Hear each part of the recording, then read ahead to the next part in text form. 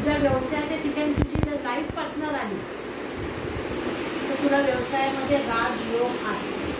असा व्यवसाय तू कुठल्याही व्यवसायात हात घालशील तर यश मिळेल, पण तू साऊथ वेस्टचं जर घरात राहत असेल ज्याचा दरवाजा साऊथ वेस्ट आहे तर तुमच्या घरात वादविवाद वाढते आहे.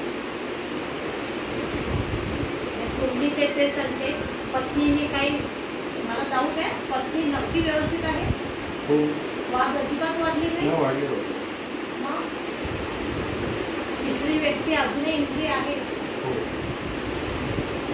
दोघींपैकी एक म्हणजे मला एक पत्नी उत्तम आहे तुझ्यासाठी. आणि हे पण सांगेल की ही पत्नी तुझ्या कुंडलीनुसार सांगते. तू जिला निवडली लव्ह मॅरेजने निवडली ही पहिली नाही, ही शेवटची नाही. आता जी लाईफ मध्ये आहे ती पण शेवटची नाही.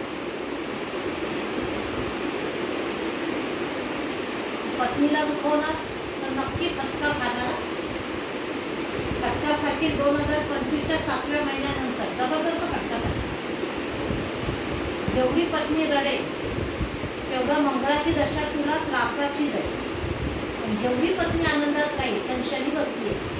जेवढ्या पत्नी रडेल ना तेवढी तुला प्रॉब्लेम आहे. जेवढी पत्नी आनंदात ठेवशील तेवढी पत्नी तुझ्यासाठी उत्तम लाईफ पार्टनर आहे. पाय जपण्या डोके पण हेल्मेट जर टू व्हीलर चालवत असेल तर 2025 नंतर हेल्मेट शिवाय कुठे जाऊ नको. तू पत्नीला सध्या पत्नी अशांत खूप आहे, वाद खूप झाले. फक्त एकच सांगेल की पत्नीला जेवढा त्रास देशील त्यांची पार्टनर लाईफ ही जी निवडली आहे ती लाईफ टाईम नाही राहणार, चेंज होणारी आहे. पत्नी कायमस्वरूपी आहे ना.